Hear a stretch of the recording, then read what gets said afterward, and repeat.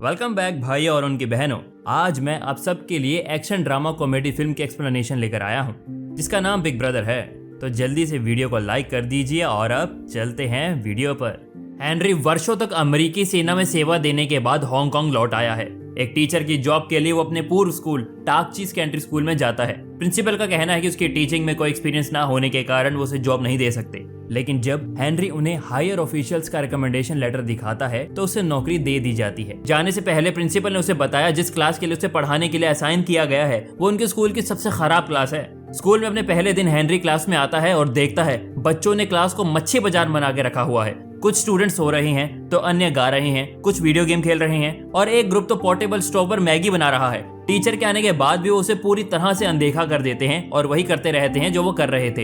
Henry उनका ध्यान अपनी तरफ करने की कोशिश करता है लेकिन वो उसकी बात ना सुनने का नाटक करते रहते हैं। जो स्टूडेंट्स खाना बना रहे हैं उन्हें मैगी कम खाने के लिए कहा जाता है क्योंकि इसमें बहुत सोडियम होता है। इसके बाद हेनरी गिटार बजाते हुए जूफा नाम के एक लड़के के पास जाता है और इसमें उसकी मदद करता है। इसी तरह वो एक गेम खेलने वाले बच्चे को पूरे दिन स्क्रीन को देखने से होने वाले नुकसान के बारे में बताते हैं। जब स्टूडेंट्स फाइनली उसकी बात सुनना शुरू करते हैं तो वो अपने इंट्रोडक्शन के साथ बोर्ड पर अपना नाम और फोन नंबर लिख देता है। स्टूडेंट्स उसकी बुरी हैंडराइटिंग का मजाक उड़ाते हैं। फिर स्टूडेंट्स में से कोई एक उसे फोन करके क्लास से चले जाने के लिए कहता है, लेकिन हेनरी इस बात को हंसी में उड़ा देता है। बच्चे एक बार फिर उसे इग्नोर करते हुए अपना अपना काम करने में लग जाते हैं। जब बच्चे कैसे भी नहीं सुन रहे थे तो हेनरी ने रबड़ बैंड और चौक से वाटर स्प्रिंकलर एक्टिवेट कर दिए। सभी खुद को भीगने से बचाने के लिए तेजी से फैल गए। आखिरकार उसे सबकी अटेंशन मिलती है और वो क्लास में ऑफिशियली खुद को स्वागत करता है। क्लास के बाद 5 सबसे लो रैंकिंग वाले स्टूडेंट्स का एक ग्रुप स्मोकिंग करने के लिए स्पोर्ट्स रूम में जाता है। ग्रुप के लीडर जैक को ए सेक्शन में पढ़ने वाली एक स्टूडेंट पर क्रश होता है।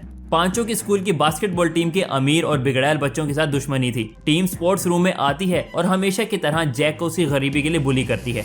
बाद में बदला लेने के लिए जैक बास्केटबॉल कोर्ट में चला जाता है और बोतल से टीम लीडर को गिरा देता है, लेकिन ये सब होता हुआ इंग्लिश टीचर देख लेती है और उसे तुरंत पनिश कर देती है। पनिशमेंट से बचने के लिए वो उसके साथ प्रैंक करते हैं और वहां से भाग जाते हैं। वहीं दूसरी तरफ स्कूल के प्रिंसिपल परेशान हैं क्योंकि एजुकेशनल बोर्ड उनकी एनुअल फंडिंग में से 20% की कटौती करने की योजना बना रहा है। फिर बोर्ड के लोग स्कूल का दौरा करने लगते हैं। उसी समय हेनरी क्लास में जाता है जहां स्टूडेंट्स ने उसके साथ मजाक करने के लिए पानी की एक बाल्टी दरवाजे पर रखी है, लेकिन उसके रिफ्लेक्सेस गिरते हुए बाल्टी से भी तेज काम करते हैं और वो उसे दूर फेंक देता है। सभी शॉक्ड रह गए। हेनरी को जैक की स्मोकिंग करने की आदत का पता चलता है, इसीलिए वो उससे पैकेट मांगता है जिसे जैक बिना आर्ग्यू किए दे देता है। फिर हेनरी जूफा से उन 3 चीजों के नाम बताने को कहता है जो सिगरेट में होते हैं। जब वो क्वेश्चन का सही आंसर दे देता है तो उसे उस दिन के लिए क्लास छोड़ने की परमिशन दे दी जाती है। हर कोई अपनी डेस्क पीटना शुरू कर देता है और मांग करता है कि उन्हें भी क्लास छोड़ने का मौका मिलना चाहिए। फिर वो सबको एक एक सिगरेट देकर शांत करता है।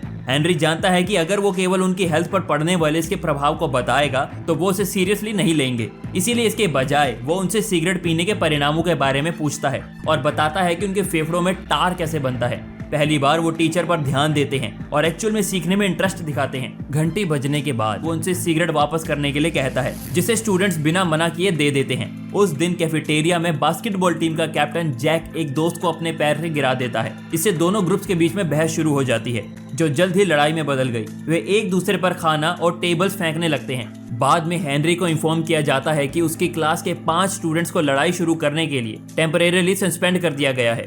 हेनरी जैक को हॉलवे में लड़ते हुए पाता है और तुरंत लड़ाई रुकवाता है। हेनरी जैक को शांत करते हुए लड़ाई का कारण पूछता है, जिस पर जैक ने बताया कि स्कूल गरीब बच्चों के साथ नाइंसाफी करता है और अमीर बच्चों को कुछ नहीं कहता। उस दिन स्कूल के बाद हेनरी सभी 5 स्टूडेंट्स के बारे में और अच्छे से जानने के लिए उनकी फाइलों को देखता है। पहले लड़के का नाम है जूफा, जो एक पाकिस्तानी इमिग्रेंट का बेटा है जिसके साथ उसकी रेस के कारण हमेशा भेदभाव किया जाता है। जूफा के अपने जीवन में केवल एक विश है और वो है एक रिस्पेक्टफुल म्यूजिशियन बनना। दूसरे स्टूडेंट डीनन नाम की एक लड़की है। वो अपने जन्म के बाद से ही अपने पिता के लिए बोझ थी क्योंकि वो हमेशा से एक बेटा चाहते थे। अपने पिता से प्यार पाने के लिए डीनन ने अपने बाल भी छोटे कर लिए और बॉयज के फेवरेट गेम्स को अपनी हॉबी बना ली। फिर भी उनके पिता उससे दूरी बनाए रखते थे और उसके छोटे भाई को एक राजकुमार की तरह ट्रीट करते थे। फिर हम ब्रूस और क्रिस नाम के 2 भाइयों को देखते हैं। बचपन में उनकी माँ एक आदमी के साथ भाग गई थी जिससे उनके पिता शराबी बन गए। इसके तुरंत बाद ब्रूस वीडियो गेम्स का एडिक्ट हो गया और क्रिस ग्रोसरी स्टोर में काम करके घर के लिए पैसे कमाने लगा। अंत में हेनरी जैक की फाइल देखता है लेकिन उसमें उसे कोई इन्फॉर्मेशन नहीं मिली। अगले दृश्य में हम जैक को एक रेस्टोरेंट में वेटर के रूप में काम करते हुए देखते हैं। एक MMA सट्टेबाज जियान अपने बिजनेस पार्टनर्स के साथ रेस्टोरेंट में आता है। जब जियान का ध्यान नहीं होता तो जैक उसका फैंसी लाइटर चुराने की कोशिश करता है, लेकिन पकड़ा जाता है। जियान के लोग उसकी पिटाई करना शुरू कर देते हैं। तभी जियान उसकी आईडी देखता है। ये पता चलने पर कि जैक एक स्टूडेंट है, वो उसे कुछ पैसे देता है और वो उसे अपने फूड डिलीवरी बॉय के रूप में नौकरी दे देता है। कहीं और हेनरी जूफा के घर जाता है और उसे टिकट चुराकर अपने पिता और उसके दोस्तों से भागते हुए पाता है। पहले तो वो उसकी मदद करता है, लेकिन उसे जब पता चलता है कि उसने चोरी की है तो उसके पिता की साइड ले लेता है। फिर हेनरी जूफा को उसके सिंगिंग करियर पर फोकस करने के लिए मोटिवेट करता है और उसके साथ सड़कों पर परफॉर्म करने वाले एक बैंड के साथ गाता है। इस बीच ब्रूस और क्रिस के पिता हमेशा की तरह देर से घर आते हैं और उन्हें स्टोर से उसके लिए बियर लाने का आदेश देते हैं। मना करने पर वो चिल्लाते हुए उन्हें घर से बाहर निकलने को कहता है। वहीं डीनन के पिता उसके लिए मेकअप प्रोडक्ट्स का एक बैग लाते हैं और उससे एक बार लड़की की तरह व्यवहार करने के लिए कहते हैं। डीनन अपने पिता पर गुस्सा करते हुए पूछती है कि आखिर वो हमेशा उसे बुरा क्यों महसूस करवाते रहते हैं। वो अपने छोटे भाई को मेकअप लगाती है और कार की चाबी लेकर घर से भाग जाने की सोचती है। रास्ते में उसे हेनरी आकर रोक लेता है और बताता है कि बिना लाइसेंस की गाड़ी चलाना इलीगल है और एक दूसरा आइडिया देता है। इसके बाद वो गो कार्टिंग रेस ट्रैक पर जाते हैं। हेनरी उसके पिता को बुला लेते हैं और उनसे रेस लगवाते हैं। रेस के दौरान पिता और बेटी एक दूसरे को बराबर की टक्कर देते हैं और अंततः ट्रैक के बाहर पहुंच जाते हैं। अचानक डीनन के गो कार्ट को एक ट्रक ने टक्कर मार दी, लेकिन वो इस एक्सीडेंट से बच निकली। इस बात से अनजान उसके पिता अपनी बेटी की मौत पर रोने लगते हैं। डीनन को एहसास होता है कि असल में उसके पापा उसे बहुत प्यार करते हैं और उसे गले लगा लेती है। ब्रूस और क्रिस को एक रिहेबिलिटेशन सेंटर में एक प्रोजेक्ट के तहत दूसरे बच्चों के साथ भेजा जाता है। वो ये देखकर आश्चर्यचकित रह जाते हैं कि जिस आदमी का वो उन्हें इंटरव्यू लेना है वो उनके पिता हैं। बाकी स्टूडेंट्स उससे पूछते हैं कि उसने शराब पीना कैसे शुरू किया। वो जवाब देता है कि वो अपनी पत्नी से बहुत प्यार करता था, लेकिन उसने उसे जीवन के सबसे बुरे दौर में छोड़ दिया, इसीलिए उसने शराब पीना शुरू कर दिया और वो भूल गया कि उसे 2 बच्चों की देखभाल भी करनी है। वो बिना ब्रूस और क्रिस का नाम लिए उनसे माफी मांगता है। दूसरी ओर जैक ने MMA सट्टेबाज जियान के लिए काम करना शुरू कर दिया था। जियान जैक को अगले गेम में एक फाइटर के ड्रिंक में नशीला पदार्थ मिलाने के लिए ढेर सारे पैसे देने का ऑफर देता है। जैक नर्वसली ऑफर को एक्सेप्ट कर लेता है। फाइट के दिन जैक प्लान के अकॉर्डिंग ड्रिंक में नशीली पदार्थ मिला देता है, लेकिन ऐसा करते समय पकड़ा जाता है। इससे पहले कि वो जियान को ब्लेम कर पाता, जियान के लोग उसे पीटना शुरू कर देते हैं और फिर एक लॉकर के अंदर बंद कर देते हैं। थोड़ी देर बाद हेनरी वहां पहुंचता है और फाइटर्स से पूछता है कि क्या उन्होंने उसके स्टूडेंट्स को देखा है। सभी उसे लौट जाने के लिए कहते हैं, लेकिन तभी लॉकर के अंदर से जैक मदद के लिए चिल्लाने लगता है।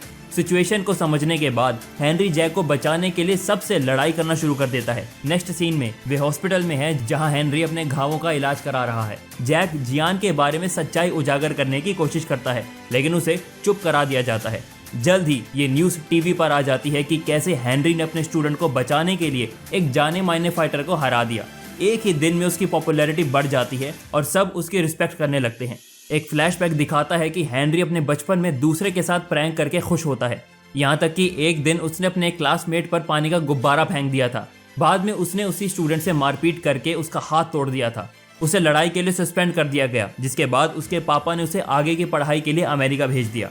प्रेजेंट में सभी स्टूडेंट्स हेनरी पर फुल अटेंशन देते हैं और आने वाले कॉलेज एंट्रेंस एग्जाम को भी सीरियसली लेना शुरू कर देते हैं। लेकिन ब्रूस को छोड़कर ब्रूस अपनी फैमिली प्रॉब्लम से दूर भागने के लिए वीडियो गेम्स और पिल्स का सहारा लेने लगा और अब इस एडिक्शन को नहीं छोड़ पा रहा था। हेनरी ने उसकी मदद करने का वादा किया, लेकिन ब्रूस समय के साथ और ज्यादा डिप्रेस्ड हो गया और एक दिन वो अपने घर की बालकनी से कूद गया। उसे तुरंत हॉस्पिटल ले जाया गया जहां उसकी कंडीशन बहुत बुरी बताई गई। मीडिया इस खबर को तोड़ मरोड़ कर पेश करता है और ब्रूस ने जो किया उसके लिए स्कूल और हेनरी पर दोष मढ़ देता है। एजुकेशन बोर्ड के ऑफिशियल्स हेनरी का इंटरव्यू लेते हैं और उसका टीचिंग लाइसेंस रद्द करने का डिसीजन लेते हैं। जब वो स्कूल से जाने लगता है तो सभी स्टूडेंट्स उसे रुक जाने के लिए कहते हैं। बच्चे अगले एग्जाम में अच्छा परफॉर्म करके ये प्रूफ करने का सोचते हैं कि हेनरी असल में एक अच्छा टीचर है। एग्जाम के दिन सभी स्टूडेंट्स को हेनरी का एक मैसेज मिलता है जिसमें उन्हें एग्जाम से 1 घंटे पहले स्कूल में मिलने के लिए कहा जाता है। जब सभी स्टूडेंट स्कूल पहुंचते हैं तो उन्हें पता चलता है कि ये जियान की एक ट्रिक थी ताकि हेनरी का कोई भी स्टूडेंट एग्जाम अटेंड ना कर सके। थोड़ी देर बाद हेनरी भी स्कूल पहुंचता है जहां उसे जियान की प्लानिंग के बारे में पता चलता है। वो स्टूडेंट्स को फ्री कर देता है और बच्चों को नुकसान पहुंचाने से रोकने के लिए जियान के सभी लोगों से लड़ता है। बच्चे जल्दी से टाइम पर एग्जामिनेशन हॉल पहुंचते हैं। दूसरी तरफ हेनरी अभी भी जियान के लोगों से लड़ रहा है। लड़ाई के बीच जियान हेनरी को रिवील करता है कि बचपन में उसने जिसका हाथ तोड़ा था वो वही बच्चा है। इस इंसिडेंट के बाद उसने पियानो को छुआ तक नहीं और उसका म्यूजिशियन बनने का सपना खत्म हो गया। गुस्से में वो अचानक उस पर चाकू से हमला कर देता है, लेकिन अंत में हेनरी के पास जियान को मारने का चांस आता है, लेकिन वो उससे अपनी बचपन की गलती के लिए माफी मांगता है और वहां से चला जाता है। कुछ हफ्तों बाद रिजल्ट आता है जिससे सभी स्टूडेंट्स अच्छे मार्क्स से पास हो जाते हैं। जियान ने भी फिर से पियानो बजाना शुरू कर दिया। ब्रूस को हॉस्पिटल से छुट्टी मिल जाती है और वो अगले साल के एंट्रेंस एग्जाम को अटेंड करने का वादा करता है। प्रिंसिपल भी खुश हैं क्योंकि बोर्ड ने स्टूडेंट्स की अच्छी परफॉर्मेंस के चलते उन्हें 20% बोनस फंड देने का फैसला किया। फाइनल सीन में हेनरी को दूसरे बैच के बच्चों पर वाटर स्प्रिंकलर वाली ट्रिक प्ले करता हुआ दिखाया जाता है। तो गाइस, कमेंट बॉक्स में मैंने एक सवाल किया है, कमेंट करके अपनी राय देना ना भूलना। Thanks for watching.